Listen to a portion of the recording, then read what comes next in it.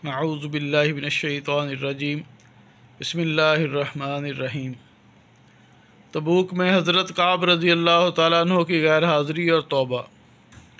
اسی تبوک کی لڑائی میں معذورین کے علاوہ 80 سے زیادہ تو منافق انصار میں سے تھے اور اتنے ہی تقریباً بدوی لوگوں میں سے۔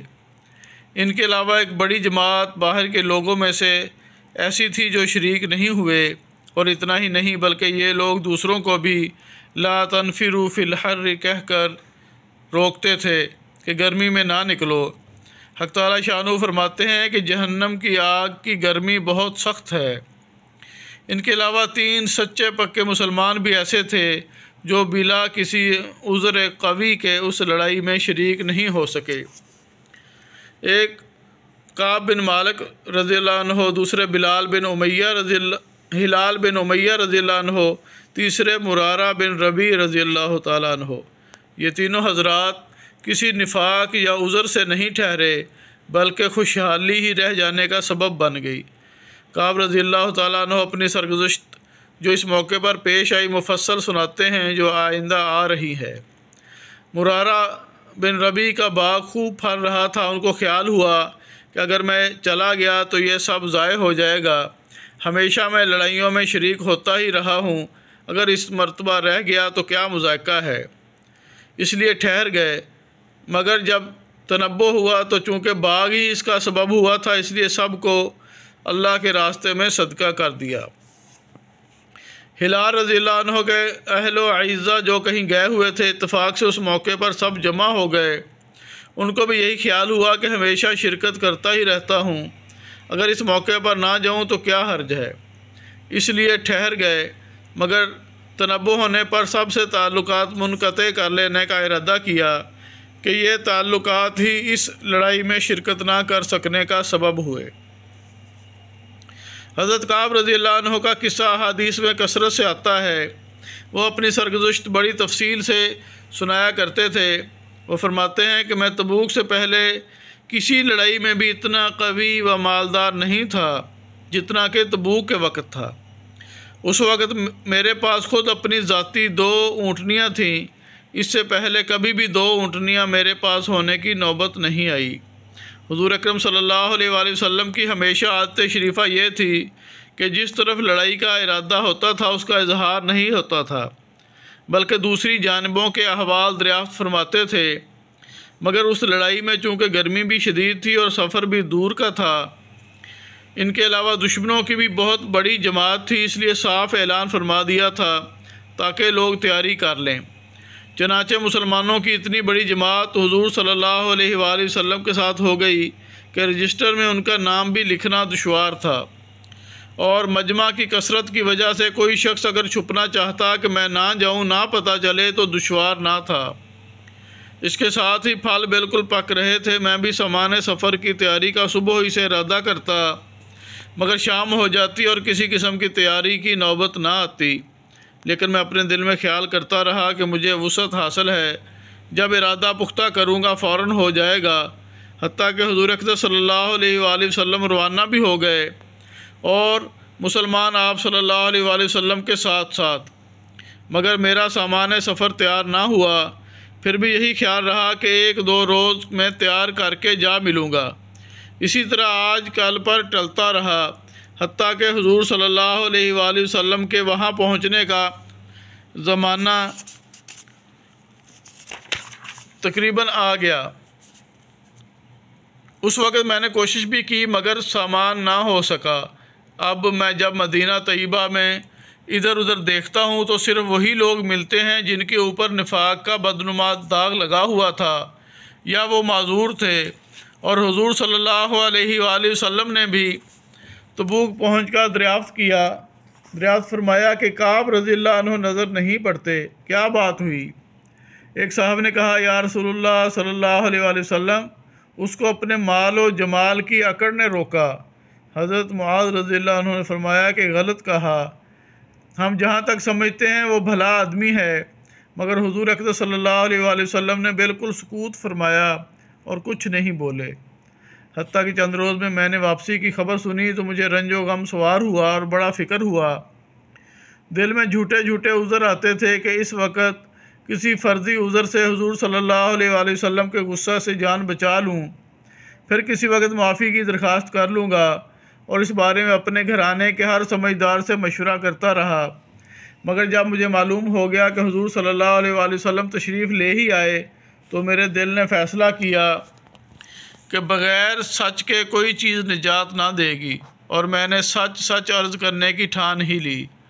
حضور صلی اللہ علیہ وآلہ وسلم کی عادت شریفہ یہ تھی کہ جب سفر سے واپس تشریف لاتے تو اول مسجد میں تشریف لے جاتے اور 2 رکعت تحیۃ المسجد پڑھتے اور وہاں تھوڑی دیر تشریف رکھتے کہ لوگوں سے ملاقات فرمائیں۔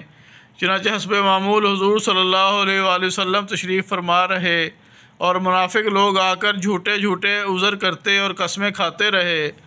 حضور اکرم صلی اللہ علیہ وآلہ وسلم ان کے ظاہر حال کو قبول فرماتے رہے اور باطن کو اللہ کے سپرد فرماتے رہے کہ اتنے میں بھی حاضر ہوا اور سلام کیا۔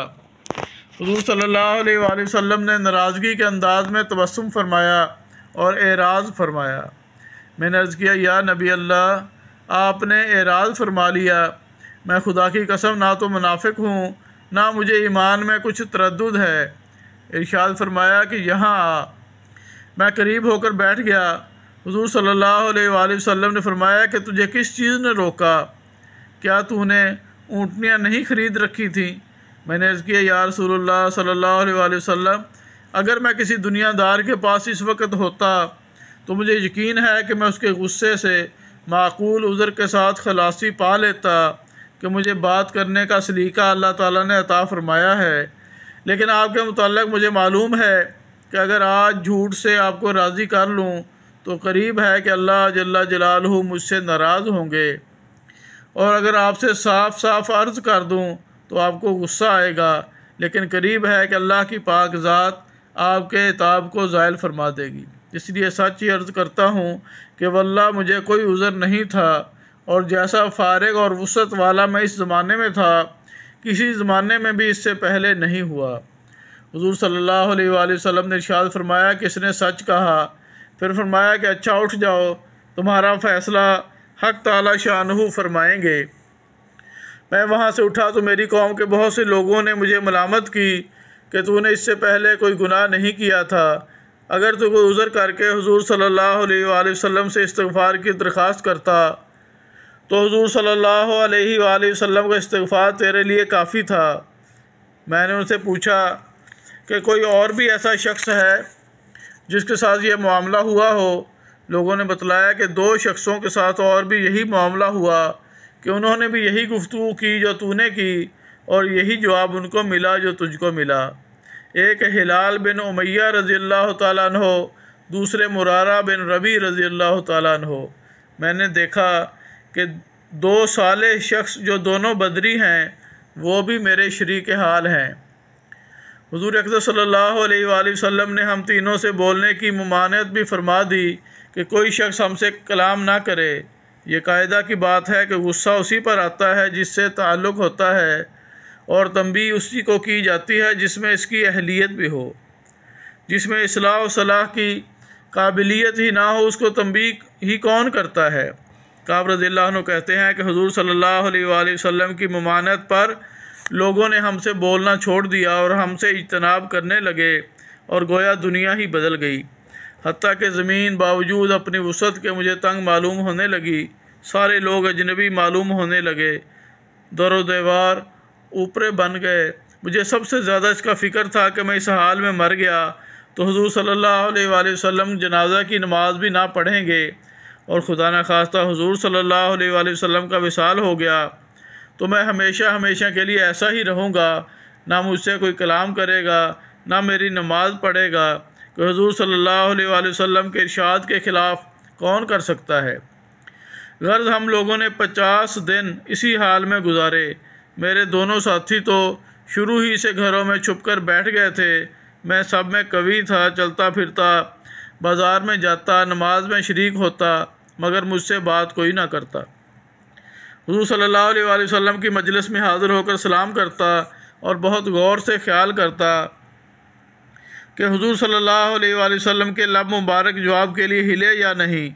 نماز کے بعد حضور صلی اللہ علیہ وآلہ وسلم کے قریب ہی کھڑے ہو کر نماز پوری کرتا اور آنکھ چرا کر دیکھتا کہ حضور صلی اللہ علیہ وآلہ وسلم مجھے دیکھتے بھی ہیں یا نہیں۔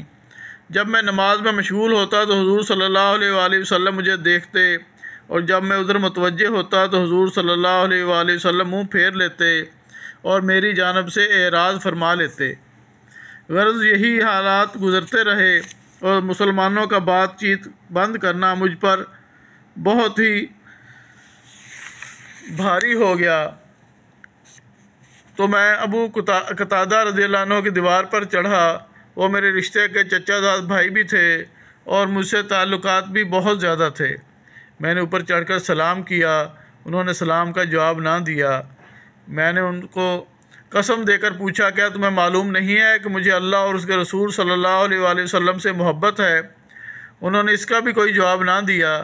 میں نے دوبارہ قسم دی اور دریافت کیا، وہ پھر بھی چپ ہی رہے۔ میں نے تیسری مرتبہ پھر قسم دے کر پوچھا، انہوں نے کہا اللہ جانے اور اس کا رسول صلی اللہ علیہ وآلہ وسلم۔ یہ کلمہ سن کر میری آنکھوں سے آنسو نکل پڑے اور وہاں سے لوٹ آیا۔ اسی دوران میں ایک مرتبہ مدینہ کے بازار میں جا رہا تھا کہ ایک قبطی کو جو نصرانی تھا اور شام سے مدینہ منورہ اپنا غلہ فروخت کرنے آیا تھا، یہ کہتے ہوئے سنا کہ کوئی کعب بن مالک کا پتہ بتا دو۔ لوگوں نے اس کو میری طرف اشارہ کر کے بتایا۔ وہ میرے پاس آیا اور غسان کے کافر بادشاہ کا خط مجھے لا کر دیا۔ اس میں لکھا ہوا تھا، ہمیں معلوم ہوا کہ تمہارے آقا نے تم پر ظلم کر رکھا ہے، تمہیں اللہ ذلت کی جگہ نہ رکھے اور نہ ضائع کرے، تم ہمارے پاس آ جاؤ، ہم تمہاری مدد کریں گے۔ دنیا کا قاعدہ ہوتا ہے کہ کسی بڑے کی طرف سے اگر چھوٹوں کو تنبیہ ہوتی ہے تو ان کو بہکانے والے اور زیادہ کھونے کی کوشش کرتے ہیں اور خیرخواہ بن کر اس قسم کے الفاظ سے اشتعال دلایا ہی کرتے ہیں۔ کعب رضی اللہ تعالیٰ عنہ کہتے ہیں کہ میں نے یہ خط پڑھ کر انا للہ پڑھی کہ میری حالت یہاں تک پہنچ گئی کہ کافر بھی مجھ میں طمع کرنے لگے اور مجھے اسلام تک سے ہٹانے کی تدبیریں ہونے لگیں۔ یہ ایک اور مصیبت آئی اور اس خط کو لے جا کر میں نے ایک تنور میں پھونک دیا اور حضور صلی اللہ علیہ وآلہ وسلم سے جا کر عرض کیا کہ یا رسول اللہ صلی اللہ علیہ وآلہ وسلم، آپ کے اعراض کی وجہ سے میری یہ حالت ہو گئی کہ کافر مجھ میں طمع کرنے لگے۔ اسی حالت میں 40 روز ہم پر گزرے تھے کہ حضور صلی اللہ علیہ وآلہ وسلم کا قاصد میرے پاس حضور صلی اللہ علیہ وآلہ وسلم کا یہ ارشاد لے کر آیا کہ اپنی بیوی کو بھی چھوڑ دو۔ میں نے دریافت کیا کہ کیا منشا ہے، اس کو طلاق دے دوں؟ کہا نہیں، بلکہ علیحدگی اختیار کر لو۔ اور میرے دونوں ساتھیوں کے پاس بھی انہی قاصد کی معرفت یہی حکم پہنچا۔ میں نے اپنی بیوی سے کہہ دیا کہ تو اپنے میکے چلی جا، جب تک اللہ تعالیٰ اس امر کا فیصلہ فرمائے وہیں رہنا۔ ہلال بن امیہ رضی اللہ عنہ کی بیوی حضور صلی اللہ علیہ وآلہ وسلم کی خدمت میں حاضر ہوئیں اور عرض کیا کہ ہلال بالکل بوڑھے شخص ہیں، کوئی خبر گیری کرنے والا نہ ہوگا تو ہلاک ہو جائیں گے۔ اگر آپ اجازت دیں اور آپ کو گرانی نہ ہو تو میں کچھ کام کاج ان کا کر دیا کروں۔ حضور صلی اللہ علیہ وآلہ وسلم نے فرمایا مذائقہ نہیں، لیکن صحبت نہ کریں۔ انہوں نے عرض کیا یا رسول اللہ صلی اللہ علیہ وآلہ وسلم، اس چیز کی طرف تو ان کو میلان بھی نہیں، جس روز سے یہ واقعہ پیش آیا آج تک ان کا وقت روتے ہی گزر رہا ہے۔ کعب رضی اللہ تعالیٰ عنہ کہتے ہیں مجھ سے بھی کہا گیا کہ ہلال کی طرح تو بھی اگر بیوی کی خدمت کی اجازت لے تو شاید مل جائے۔ میں نے کہا وہ بوڑھے ہیں، میں جوان ہوں، نامعلوم مجھے کیا جواب ملے، اس لیے میں یہ جرت نہیں کرتا۔ غرض اس حال میں 10 روز اور گزرے کہ ہم سے بات چیت میل جول چھٹے ہوئے پورے 50 دن ہو گئے۔ 50ویں دن کی صبح کی نماز اپنے گھر کی چھت پر پڑھ کر میں نہایت غمگین بیٹھا ہوا تھا۔ زمین مجھ پر بالکل تنگ تھی اور زندگی دو بھر ہو رہی تھی کہ صلا پہاڑ کی چوٹی پر سے ایک زور سے چلانے والے نے آواز دی کہ کعب خوشخبری ہو تم کو، میں اتنا ہی سن کر سجدے میں گر گیا اور خوشی کے مارے رونے لگا اور سمجھا کہ تنگی دور ہو گئی۔ حضور اقدس صلی اللہ علیہ وآلہ وسلم نے صبح کی نماز کے بعد ہماری معافی کا اعلان فرمایا، جس پر ایک شخص نے تو پہاڑ پر چڑھ کر زور سے آواز دی کہ وہ سب سے پہلے پہنچ گئی۔ اس کے بعد ایک صاحب گھوڑے پر سوار ہو کر بھاگے ہوئے آئے۔ میں جو کپڑے پہن رہا تھا وہ نکال کر بشارت دینے والے کی نظر کر دیے۔ خدا کی قسم ان 2 کپڑوں کے سوا اور کوئی کپڑا اس وقت میری ملک میں نہ تھا۔ اس کے بعد میں نے 2 کپڑے مانگے ہوئے پہنے اور حضور صلی اللہ علیہ وآلہ وسلم کی خدمت میں حاضر ہوا، اور اس طرح میرے دونوں ساتھیوں کے پاس بھی خوشخبری لے کر لوگ گئے ہیں۔ جب مسجد نبوی میں حاضر ہوا تو وہ لوگ جو خدمت اقدس میں حاضر تھے مجھے مبارکباد دینے کے لیے دوڑے، اور سب سے پہلے ابو طلحہ رضی اللہ تعالیٰ عنہ نے بڑھ کر مبارکباد دی اور مصافحہ کیا، جو ہمیشہ ہی یادگار رہے گا۔